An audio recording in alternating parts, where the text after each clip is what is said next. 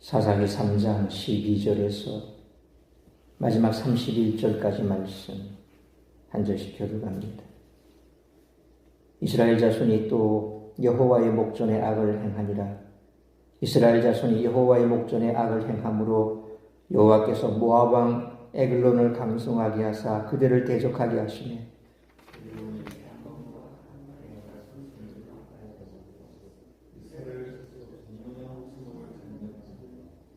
이에 이스라엘 자손이 모압 왕 에글론을 18해 동안 섬기니라.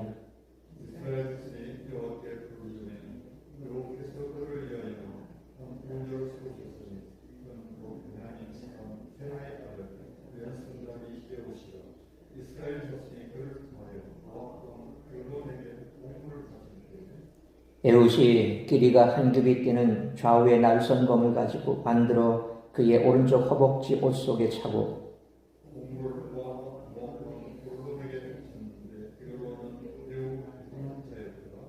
에훗이 곡물 바치기를 마친 후에 곡물을 메고 온 자들을 보내고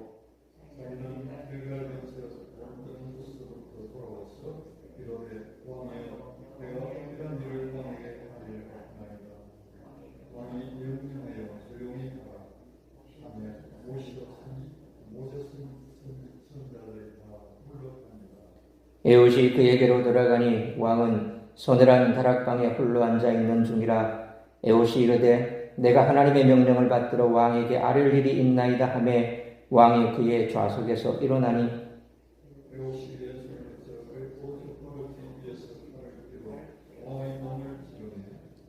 칼자루도 나를 따라 들어가서 그 끝이 등 뒤까지 나갔고 그가 칼을 그의 몸에서 빼내지 아니하였으므로 기름이 칼날에 옮겼더라.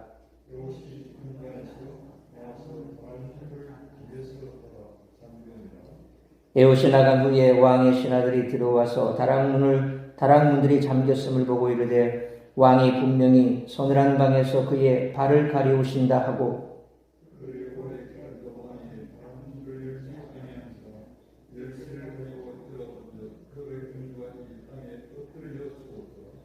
그들이 기다리는 동안에 에훗이 피하여 돌 뜨는 곳을 지나 스이라로 도망하니라.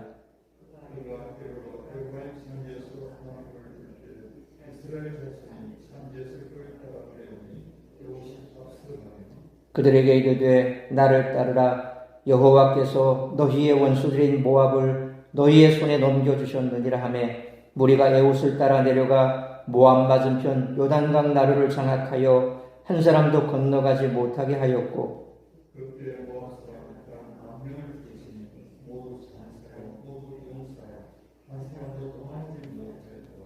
그날에 모압이 이스라엘 수하에 굴복함에 그 땅이 80년 동안 평온하였더라. 에훗 후에는 아낙의 아들 삼갈이 있어 소모는 막대기로 블레셋 사람 600명을 죽였고 그도 이스라엘을 구원하였더라. 아멘. 하나님이 이스라엘의 사사로 세우신 사람은 오른손에 장애가 있는 왼손잡이 에훗이었습니다. 양손을 다 쓸 수 있는 사람도 비대한 이방왕을 상대하기란 쉬운 일이 아니었을 것입니다. 그런데 신체에 장애가 있었음에도 불구하고 에훗은 하나님께 사사로 세움을 받았기 때문에 자신의 사명에 충실하기 위해 에글론을 상대하러 갔다는 것입니다. 어찌 보면 에훗은 에글론을 암살하기에 가장 적합하지 않은 사람이었습니다. 왜냐하면 에글론에게 곡물을 바치는 일을 맡길 만큼 전혀 위협적이지 않은 사람으로 인식되었기 때문입니다. 또한 소사사 중에 한 명인 삼갈도 소모는 막대기로 이스라엘을 구원했습니다. 이처럼 하나님은 능력 또는 배경 등에 의존해 사람을 선택하지 않으십니다. 오직 주권적으로 선택하십니다. 하나님이 선택하시면 누구든지 그분의 도구가 될 수 있습니다. 그렇다면 에훗의 비장함은 어디에서 오는 것일까요? 그것은 바로 사명감입니다. 하나님이 자신을 사사로 세우셨다는 것을 알고 하나님이 주신 사명에 따라 에글론을 암살하는 것입니다. 오늘날 우리는 타성에 젖어 메마른 신앙생활을 하지 않는지 스스로에게 물어보아야 할 것입니다. 에봇이 사명감을 감당하자 하나님은 그가 도망갈 길을 예비해 주셨습니다. 에글론의 신하들이 왕의 죽음을 알지 못한 채 오랫동안 바깥에서 왕을 기다렸기 때문에 에봇은 에글론을 암살한 후 도망갈 시간이 충분했습니다. 에봇은 에브라임 산지에서 나팔을 불어 이스라엘 군사들을 소집했습니다. 양이 목자의 음성을 알듯이 하나님의 백성은 하나님의 지도자에 반응합니다. 이런 점에서 오늘날에도 하나님께 붙잡힌 지도자가 많이 나타나야 합니다. 이 시대에도 하나님이 세우신 지도자에게 하나님의 백성이 반응할 것입니다.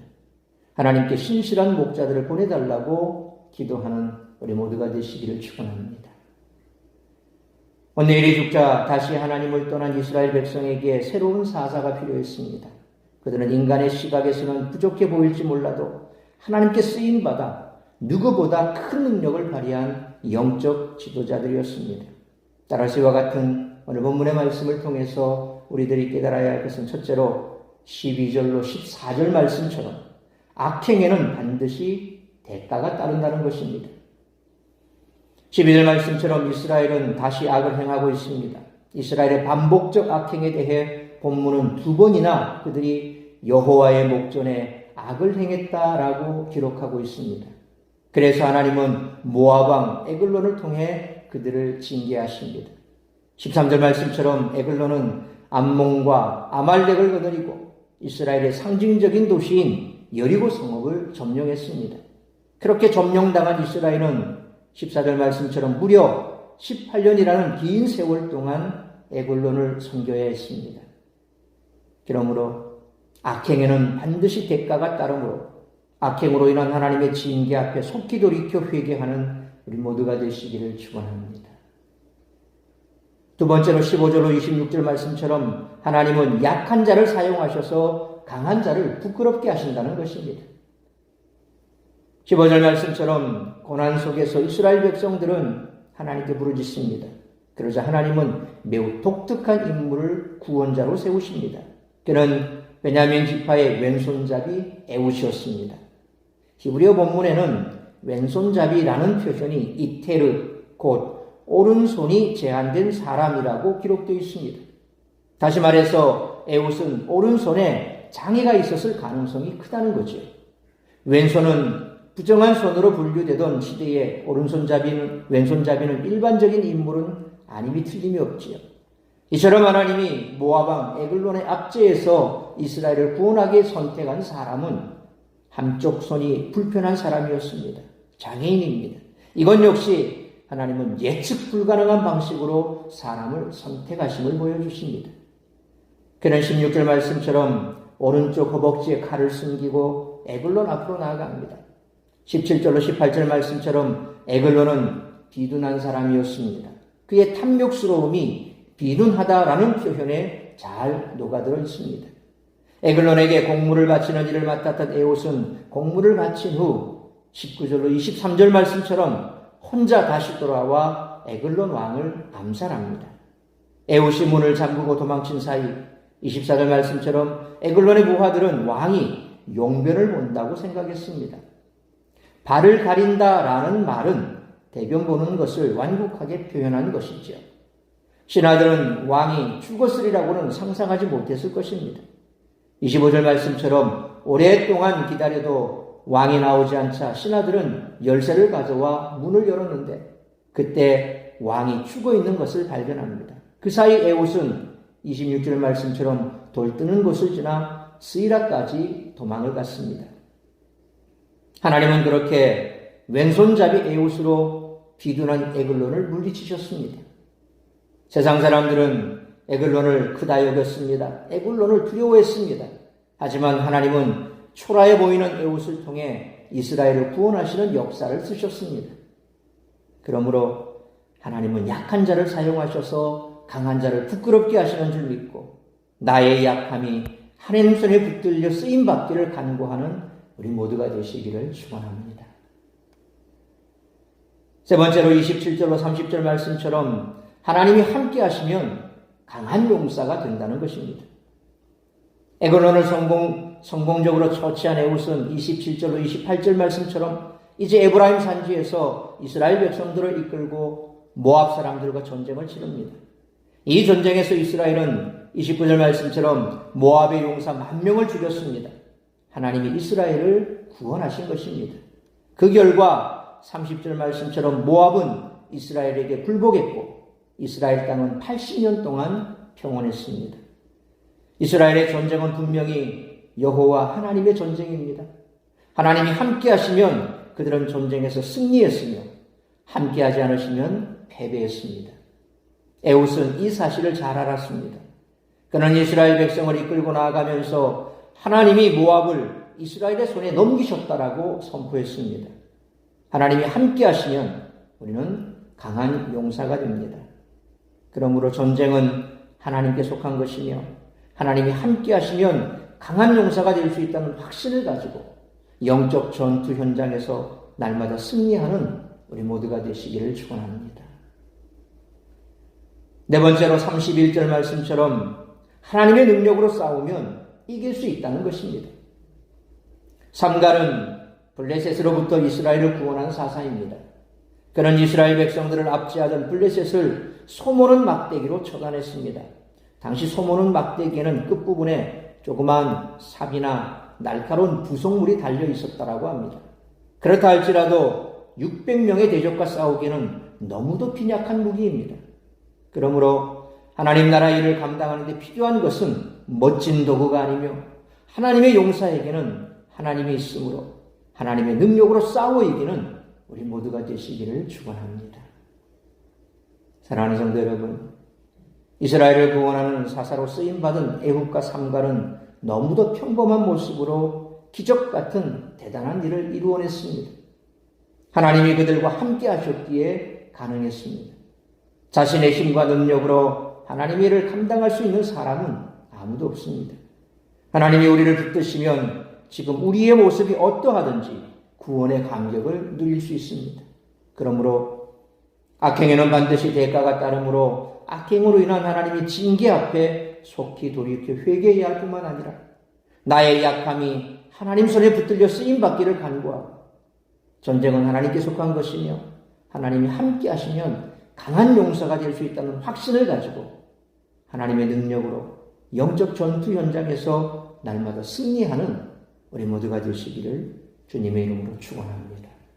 기도하겠습니다. 거룩하신 아버지 하나님, 은혜와 사랑을 감사합니다. 오늘도 새벽을 깨워 말씀으로 예배로 하루를 시작하게 하시니 감사합니다. 오늘 이스라엘을 압제했던 에글론 왕의 그 모습을 보면 참으로 세상의 것들로 비대해져 있고 세상의 탐욕에 찌들어 있는 모습의 대명사인 것 같습니다. 또한 그는 권좌위에 앉아 있었습니다. 어느 누구도 감히 건드릴 수 없는 그런 사람이었지만 그러나 하나님 손에 붙들려 그를 처단했던 에훗의 모습을 보면 또한 너무나 대조적입니다. 한 손에 장애가 있어 어느 누구도 그를 예의주시하지 아니하는 무시당하는 그런 사람이었습니다. 그러나 하나님께서는 그를 들어 이스라엘을 구원하는 사사로 세우셨습니다. 삼갈 역시 마찬가지입니다. 소모는 막대기를 가지고 600명을 쳐 죽일 만큼 강한 용사였으나 그는 목동이었습니다. 소를 치는 그런 하찮은 사람이었습니다. 우리가 이 땅 가운데 사람들이 우리를 뭐라고 말한들 우리는 하나님 손에 붙들려 하나님의 일을 감당할 수 있는 사람이 얼마든지 될 수 있다는 것입니다. 사명을 주실 때에 내가 여기 있사오니 나를 들어 사용하여 주옵소서. 우리가 하나님 앞에 그렇게 외치고 나아간다면 다윗이 골리앗 앞에서 여호와의 이름으로 나아가는 그러한 사람이 되었을 때에 골리앗을 무너뜨리는 귀한 사역에 쓰임받았던 것처럼 우리 역시도 하나님 손에 붙들리면 하나님의 일을 감당하게 될 줄 믿습니다. 그러므로 우리가 주님께서 주신 사명을 잘 감당하기 위해 날마다 기도 가운데 깨어 기도하고 하나님께서 주시는 힘과 능력을 부여잡고 나아간다면 우리는 능히 주께서 주신 사명을 잘 감당하게 될 줄 믿습니다. 세상 속에서도 우리 힘으로 우리 능력으로 살아갈 수 없는 참으로 사건 사고 많은 세상이지만 그러나 우리가 하나님의 능력을 힘입으면 우리는 능히 승리할 수 있을 것입니다. 그러므로 오늘도 이 한날도 주님께서 주시는 힘과 능력으로 이 영적 전투 현장 속에서 승리하는 우리 모든 성도들 되게 하여 주옵소서. 그리함으로 연약한 우리가 세상 가운데서 강한 하나님을 드러내는 도구로 쓰임받고 하나님의 영광을 드러내는 그런 복된 한날의 삶을 살아가는 우리 모든 성도들 될 수 있도록 성령으로 충만케 하여 주시기를 간절히 빌고 소원하오며 이 모든 말씀 우리 주 예수 그리스도의 이름으로 기도하옵나이다. 아멘.